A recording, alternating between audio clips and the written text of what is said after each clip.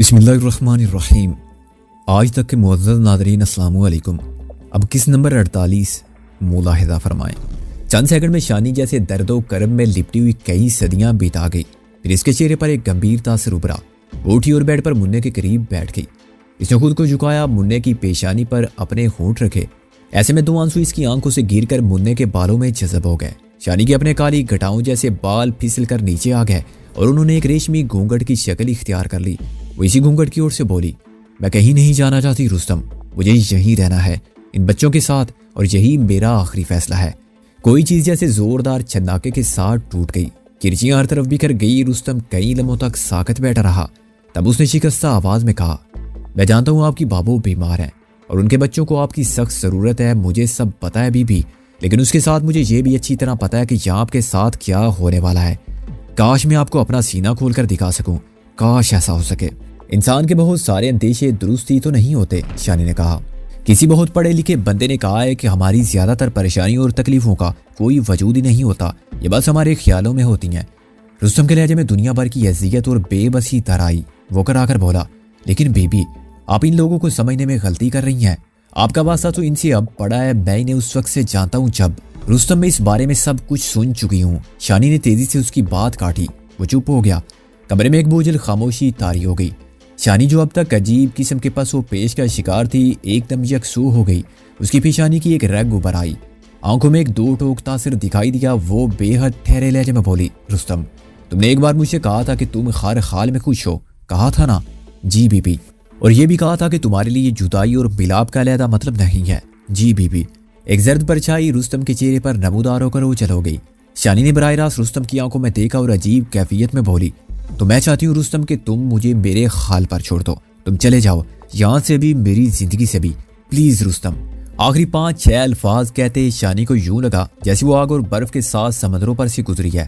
سینے میں کوئی ہزاروں من وزنی بوجھ دل کو رونتا ہوا گزر گیا تھا۔ رستم کی نگاہ اکثر شانی کے سامنے جھکی رہتی تھی، مگر اس موقع پر اس نے شانی کی آنکھوں میں دیکھا۔ اس زخمی نظر کا تاثر لفظوں کی آتے میں لانا ممکن نہیں تھا۔ اس کے لب لرزے۔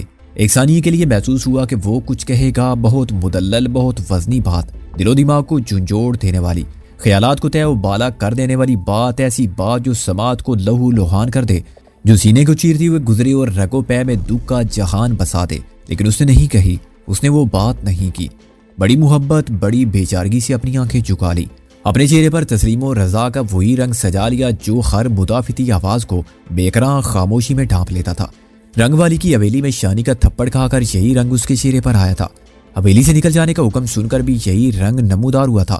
ایکٹریس نادیہ کے بارے میں شانی کا حکم سن کر بھی اس رنگ نے رستم کے نقوش کو ڈھانپ لیا تھا۔ یہ غیر مشروط طور پر مزاج یار سے ہم آہنگ ہو جانے کا رنگ تھا۔ یہ عشق میں ڈوب کر اپنی ہستی کو مٹا دینے کا رنگ تھا۔ شاید کسی ایسے رنگ کو دیکھ کر شاعر کے قلم نے لکھا تھا، رانجھے کا نام لیتے لیتے میں خود رانجھا بن گئی ہوں، اے سہیلیو تم اب مجھے ہیر مت کہنا، رانجھا ہی کہنا۔ وہ نگاہیں جھکائے جھکائے بولا، ٹھیک ہے بیبی، جو آپ کا حکم۔ اس کی صورت دیکھ کر شانی کو لگا جیسے وہ چکرا کر گر جائے گی اور پھر کبھی نہیں اٹھ سکے گی۔ اس نے چند سیکنڈ کے لیے اپنی جان پر ہزار ستم توڑے اور خود کو سنبھال لیا۔ اگر وہ خود کو نہ سنبھالتی تو اسے کیسے سنبھال سکتی تھی؟ تقریباً 1 منٹ تک کمرے میں بوجھل سکوت طاری رہا۔ اس سکوت کو بس کسی وقت کسی کتے کی دور افتادہ آواز توڑتی تھی، یا کسی چوکیدار کا مخصوص آواز، ہوشیار رہو، جاگتے رہو۔ شانی نے اپنی آواز کی لرزش پر قابو پاتے ہوئے کہا، رستم، بہت پرانی بات ہے، لیکن اس کا مطلب کبھی پرانا نہیں ہوگا۔ کہا جاتا ہے کہ اپنے لیے اس دنیا میں سارے ہی جیتے ہیں، پر جو کسی کے لیے جیتے ہیں وہ اصل میں جیتے ہیں۔ جو تعلق میرے اور تمہارے درمیان ہے وہ تو کبھی ختم نہیں ہوگا، بس اس تعلق کا رنگ دوسرا ہے۔ اب ایک دوسرے سے دور رہیں گے اور اپنی اپنی زندگی کو اپنے طور پر جئیں گے۔ رستم، مجھ پر کچھ فرض عائد ہو گئے ہیں، میں ان سے آنکھیں نہیں چرا سکتی۔ اگر چراؤں گی تو سمجھوں گی اپنی خوشیوں کی بنیاد کسی کی تباہی پر رکھوں گی، اور خوشیاں چھین کر تو خوشیاں حاصل نہیں ہو سکتی۔ سچی خوشیاں تو خوشیاں دے کر ملتی ہیں۔ رستم سر جھکائے بیٹھا رہا، مجسم خاموشی اور رضا۔ شانی نے اس کی طرف اپنائیت بھری نظروں سے دیکھتے ہوئے کہا، ہم دور رہ کر بھی پاس رہیں گے رستم، ایک دوسرے کو اپنی دعاؤں میں یاد رکھیں گے۔ مجھے پورا یقین ہے کہ تمہیں ضرور خوشیاں ملیں گی، تم نہایت اچھی زندگی گزارو گے، کسی نہ کسی شکل میں کوئی نہ کوئی ضرور آئے گا اور تمہاری زندگی کو سجائے گا۔ شاید ابھی یہ تم کو سب ناممکن لگ رہا ہے، لیکن یہ ناممکن نہیں رہے گا، یہ میرا یقین ہے رستم۔ تم نہایت اچھی اور اچھوں کے ساتھ برا نہیں ہو سکتا، ہو ہی نہیں سکتا۔ تم دیکھ لینا، ایک دن ایسا آئے گا کہ تم میری باتوں پر یقین کرو گے، ایک لمحہ توقف کرنے کے بعد وہ بولی، ابھی دل پر بوجھ ہے، بہت زیادہ دکھ ہے، رونے کو دل چاہتا ہے لیکن بہت جلدی یہ سب کچھ بدل جائے گا۔ میں دعا کروں گی تمہارے لیے اور تم بھی کرنا۔ وہ سر جھکائے سنتا رہا جیسے کوئی عقیدت مند اپنے پیشوا کی سنتا ہے۔ اس کے لمبے بالوں کی کچھ لٹیں اس کے رخساروں پر جھول رہی تھی اور کچھ خم کھا کر اس کی چھوٹی چھوٹی داڑھی سے مل رہی تھی۔ شانی کے لہجے میں اب ٹھہراؤ تھا، جیسے ایک بڑے طوفان کے بعد پانی پرسکون ہو جاتا ہے۔ وہ ملائم لیکن مستحکم لہجے میں بول رہی تھی۔ وہ سنتا رہا۔ کھڑکیوں سے باہر رات دھیرے دھیرے سرکتی رہی اور پھر وہ خاموش ہوگی۔ رستم کو بولے کافی وقت ہو گیا تھا۔ شانی کو اندیشہ تھا کہ شاید وہ اب کچھ بولے گا، لیکن یہ اندیشہ بھی غلط ثابت ہوا۔ تسلیم کا رنگ رستم کے چہرے پر تھا اور یہ رنگ اسموک سکرین کی طرح ہر شے کو اپنے پیچھے اجل کر رہا تھا۔ کچھ دیر پہلے جب وہ شانی کے کمرے میں گھسا تھا تو شانی کے دل نے پکار کر کہا تھا وہ ایک بہت بڑی مصیبت کا شکار ہو گئی ہے۔ اسے یقین نہیں تھا کہ جو شخص اونچی اونچی دیواروں اور سخت پیروں سے گزر کر اس تک پہنچا ہے وہ بآسانی سے واپس چلا جائے گا۔ وہ سمجھتی تھی اسے بہت جدوجہد کرنا پڑے گی، بہت کچھ کہنا پڑے گا اور سننا ہوگا، اور ممکن ہے کہ دل پر بھاری پتھر رکھ کر رستم کے ساتھ درست رویہ اپنانا پڑے، ایسا رویہ جو ہرگز اس کے شایان شان نہیں تھا، مگر ایسا نہیں ہوا۔ شانی کو محسوس ہوا کہ اس کے سینے کی گہرائی میں شوگر کے آنسو رس رہے ہیں۔ اچانک شانی کی نگاہ خون کے چند قطروں پر پڑی۔ یہ قطرے رستم کے پہلو سے قالین پر گرے تھے۔ وہ یکایک چونک گئی۔ اس نے غور سے ان قطروں کی طرف دیکھا اور پھر رستم کی طرف دیکھا۔ یہ کیا ہے رستم؟ شانی نے پوچھا۔ رستم بھی چونک گیا، اپنی گرم چادر درست کرتے ہوئے بولا، کچھ نہیں بی بی، تھوڑی سی چوٹ آئی ہے۔ تب شانی کی نگاہ گرم چادر کے ایک حصے پر پڑی، اس پر خون کا تازہ دبا تھا۔ تمہاری چوٹ معمولی تو نہیں لگتی رستم، شانی نے کہا اور اٹھ کر نائٹ بلب کی روشنی تیز کر دی۔ رستم اپنی جگہ سے اٹھ کھڑا ہوا، نہیں بی بی، آپ اس بارے میں پریشان نہ ہو۔ اس کے اٹھنے سے چند قطرے مزید شیشے کی تپائی اور قالین پر گرے۔ ظاہر تھا کہ خون کا اخراج ہو رہا تھا۔ رستم مجھے دکھاؤ، تمہیں زیادہ چوٹ آئی ہے؟ نہیں بی بی، یہ کچھ نہیں ہے، دیکھو یہ خطرناک ہے، خون گرے گا تو شک پیدا ہوگا، یہاں لوگوں کی نظریں بہت تیز ہیں، تم ایک منٹ ٹھہرو، میں تمہارے لیے دوا اور پٹی لاتی ہوں۔ وہ دروازے کی طرف مڑی مگر پھر ٹھہر گئی۔ لیکن پہلے دکھاؤ تو صحیح، زخم ہے کہاں؟ شانی کی سرار پر رستم کو گرم چادر ہٹانا پڑی۔ قمیض کا ایک حصہ خون سے تر تھا۔ شانی کے ہونٹوں سے سسکی نکل گئی۔ پہرے دار کی سنگین دائیں طرف کی زیریں پسلی پر لگ کر نیچے کی طرف گئی تھی، یہاں سے قمیص اور بنیان بھی کٹی ہوئی نظر آتی تھی۔ یہ کیا ہوا ہے؟ شانی نے پورا اندیش لہجے میں پوچھا۔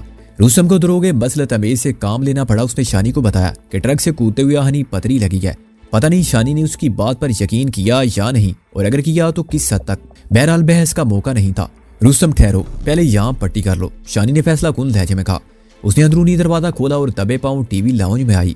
لاؤنج کے ساتھ والے کمرے میں زورا اور فردوس بے خبر سو رہی تھی۔ فردوس کے مدھم خراٹے لاؤنج تک سنائی دے رہے تھے۔ شانی نے الماری میں سے بینڈیج، کارٹن اور دوا نکالی۔ یہی اشیاء چند دن پہلے اس نے انوری کی مرم پٹی کے لیے استعمال کی تھی۔ وہ یہ چیزیں لے کر کمرے میں پہنچی تو رستم نیچے بیٹھا قالین پر سے خون کے قطرے صاف کرنے کی کوشش میں تھا۔ اس نے اپنی چادر کے پلو کو پانی میں بھگویا اور اسے قالین پر رگڑ رہا تھا۔ ایسا کرتے اس کے دائیں ہاتھ نے زخمی پہلو کو دبا رکھا تھا۔ شانی نے کہا، اسے چھوڑ دو، پہلے یہ پٹی کر لو۔ رستم ایک گہری سانس لے کر اٹھ کھڑا ہوا۔ چند سیکنڈ کے لیے شانی کا دل چاہا کہ وہ اپنے ہاتھ سے رستم کی پٹی کرے۔ اس کے زخم پر مرم رکھنے سے جہاں رستم کو سکون ملتا، وہاں شانی کو بھی ایک ناقابل بیان راحت محسوس ہوتی۔ عین ممکن تھا کہ یہ راحت ایک ناقابل فراموش یاد بن کر مدت تک شانی کے ذہن میں چمکتی رہتی، مگر پھر اس نے خود کو سنبھال لیا۔ اس نازک موقع پر وہ کوئی ایسا اشارہ نہیں دینا چاہتی تھی جسے ہوا کر رخ اور طرف ہو جاتا۔ ویسے بھی سیانوں نے کہا ہے کہ جس گاؤں میں جانا نہ ہو اس کا راستہ پوچھنے سے کیا فائدہ۔ وہ رستم کو خود سے دور کر رہی تھی اور یہ کام ایسی نازک سرجری کی طرح تھا جس میں ہاتھ کے ذرا سے ہلنے سے نتائج بدل سکتے تھے۔ اس نے مرم پٹی کا سامان رستم کے سامنے شیشے کی تپائی پر رکھ دیا۔ تپائی پر موجود خون کے قطرے رستم نے اس کے آنے سے پہلے صاف کر دیے تھے۔ رستم تذبذب میں نظر آ رہا تھا۔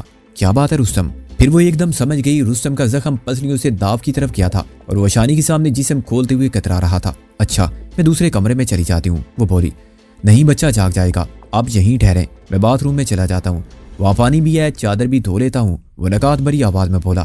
ایسی نکات جس میں شکستگی کی ان گنت دراڑیں تھی۔ اسے چادر اتار کر ایک طرف رکھی۔ قمیض کے نیچے اس نے سیاہ پیٹی میں پستول لگا رکھا تھا۔ پیٹی میں کوئی 3 درجن گولیاں اڑسی ہوئی تھی۔ اس پیٹی کے ساتھ ایک چھوٹی سی چرمی تھیلی خنجر کے لیے بھی تھی۔ یہ ہتھیار دیکھ کر شانی کا دل دھک دھک کرنے لگا۔ رستم نے پیٹی کمر سے کھول کر بیڈ کے نیچے گھسیڑ دی، گرم چادر بغل میں دبائی اور مرم پٹی کا سامان لے کر باتھ روم میں چلا گیا۔ شانی نے اولے سے کمرے کا دروازہ کھولا اور برآمدے میں آ گئی۔ اگر خون کے قطرے برآمدے میں موجود تھے تو ان کا صاف کیا جانا از حد ضروری تھا۔ اس نے برآمدے کی ٹیوب لائٹ روشن کی اور اچھی طرح فرش کا جائزہ لیا۔ فرشیاں سامنے لان کے زینوں پر کہیں کوئی نمایاں نشان نہیں دیا۔ لائٹ آف کرنے کے بعد وہ دوبارہ کمرے میں آ رہی تھی جب اسے کچھ آوازیں سنائی تھی۔ یہ آوازیں سنگ مرمر کی دیوار کے پاس سے بلند ہو رہی تھی۔ کچھ پہرے دار زور زور سے بول رہے تھے۔ شانی نے جلدی سے دروازہ بند کیا اور اندر آ گئی۔ اس کے دل میں انجانے اندیشے پھر شدت سے سر اٹھانے لگے تھے۔ آوازیں مخدوش تھی، کتوں نے بھی حق نمک ادا کرنا شروع کر دیا تھا۔ شانی نے نائٹ بلب کی روشنی پھر مدھم کر دی۔ کھڑکی کا پٹ ذرا سا وا کر کے وہ بیرونی آوازیں سننے کی کوشش کرنے لگی۔ آوازیں دم بدم بلند ہوتی جا رہی تھی۔ کسی لاش کا ذکر تھا۔ شانی کو لگا کہ اس کی رگوں میں خون منجمد ہو کر رہ گیا ہے۔ اسے چودھری بشیر کی للکارتی آواز سنائی دی۔ وہ پہرے داروں سے کہہ رہا تھا، وہ کہیں آس پاس ہے، دیکھو، چاروں طرف دیکھو۔ اس کے ساتھ ہی بھاگنے دوڑنے کی آوازیں آئیں۔ شانی کے ہاتھ پاؤں کانپنے لگے۔ یا خدا، یہ کیا ہو رہا ہے؟ اسے مڑ کر باتھ روم کے بند دروازے کی طرف دیکھا۔ رستم اب کسی وقت بھی نکلا چاہتا تھا۔ کیا رستم کی یہاں موجودگی کا راز کھل گیا ہے؟ کیا وہ پکڑا جائے گا؟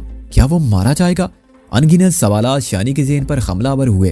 وہ جانتی تھی خطرے کا شکار ہو کر رستم کتنا خطرناک ہو جاتا ہے۔ اپنے مد مقابل کو چیونٹی کی طرح مسل دینا اس کے لیے قطعی مشکل نہیں تھا۔ کہنے والے کہتے تھے کہ وہ بہت بدل چکا ہے، لیکن اب بھی ماضی سے اس کا ناتا مکمل طور پر ٹوٹا نہیں تھا۔ شانی کو تو اب یہ شبہ بھی ہو رہا تھا کہ وہ شاید کسی کو مار کر یہاں تک پہنچا ہے۔ عین ممکن تھا کہ آتے میں جس لاش کا ذکر ہو رہا تھا وہ رستم کے ہاتھوں گری ہو۔ یکاجک شانی کا خوف انتہا کو پہنچ گیا۔ چودھری بشیر انیکسی کی طرف آ رہا تھا۔ انیکسی اور کوٹھی کے درمیان دروازے کا ہاضمی قفل کھول کر وہ لان میں پہنچ چکا تھا۔ برآمدے کی طرف آتے ہوئے وہ بلند آہنگ میں گارڈز کو ہدایت بھی دے رہا تھا۔ شانی نے کھڑکی کی درد میں سے آنکھ لگا کر دیکھا، وہ سلیپنگ گاؤن میں تھا۔ اس نے لان کی وسطی لائٹ آن کر دی تھی۔ اس کے ہاتھ میں پکڑا ہوا سیاہ پسٹل صاف نظر آ رہا تھا۔ اس کے عینک کے شیشے روشنی میں چمک رہے تھے۔ اس کے ساتھ ایک لاٹھی بردار پہرے دار تھا۔ دونوں درختوں کی اوٹ میں اور کونے خطروں میں دیکھتے ہوئے آگے بڑھنے لگے۔ ان کا انداز بتا رہا تھا کہ وہ اب کسی بھی وقت انیکسی کا دروازہ کھٹکھٹا دیں گے۔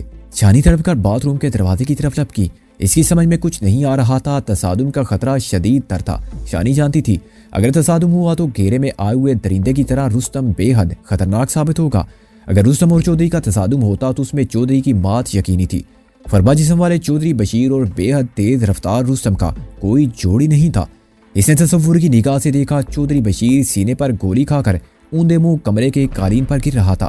وہ روک رہی ہے اور رستم بے انتہا وحشت کے عالم میں اس پر پستول خالی کر رہا ہے۔ پھر بابو کا تصور اس کے ذہن میں چمکا۔ وہ بیان کر رہی تھی، رانے پیٹ رہی تھی، منا اور ندیم اپنے ابو کی لاش سے لپٹ کر رو رہے تھے۔ وہ سرتاپا کام گئی۔ کیا واقعی ایسا ہونے والا تھا؟ کیا وہ بابو کے لیے بدترین آفت کا باعث بننے والی ہے؟ اس کی سمجھ میں کچھ اور نہیں آیا۔ اس نے رستم کے پستول سے میگزین الگ کیا اور سپرنگ کو دبا دبا کر گولیاں نکال لیں۔ اس کام میں سے بمشکل 1 منٹ لگا۔ چودھری رشاد کی بیٹی چودھری عادل کی بہن ہونے کی حیثیت سے وہ ہتھیاروں سے ناآشنا نہیں تھی۔ اسی دوران میں انیکسی کی کال بیل چیخنے لگی۔ چودھری بشیر دروازے پر پہنچ گیا تھا۔